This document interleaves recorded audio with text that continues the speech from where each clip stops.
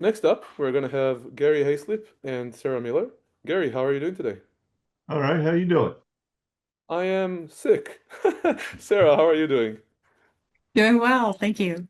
Perfect. Take it away. All right.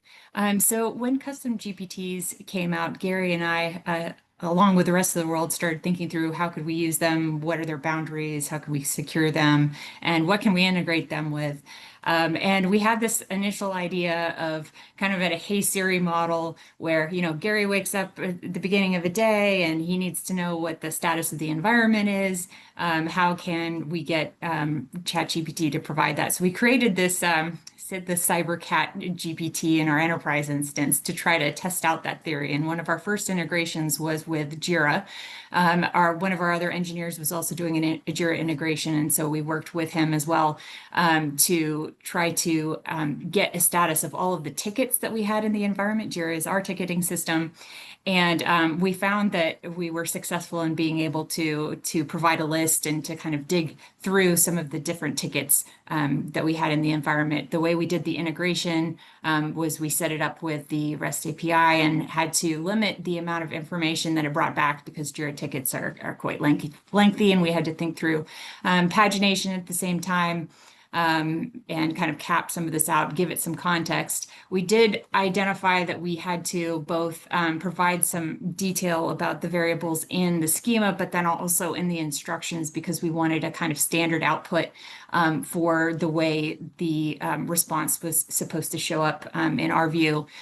So we ended up pointing it at some very specific filters behind dashboards that we had within Jira, and then gave it kind of some structure around what we wanted the responses to be and what we wanted it to kind of look for. And then, of course, some initial security considerations. Gary doesn't want you to do certain things in the environment. But then as we started using it, then we realized that there were other use cases in the environment that we could use this for, and that especially relates to audit. So we get audited so many times.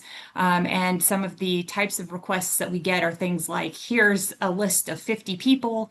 Can you give us the Jira tickets, print a PDF, all these Jira tickets and send them to us in mass? And while we have a semi-structured view of the Jira tickets in our environment for things like new hires and termination tickets and things like that, it still is a very manual process and would require, hours of time sometimes to be able to pull all of these things in mass. And so one day we just threw them all into SID, the list of names. And here's an example of one for somebody that's on our team.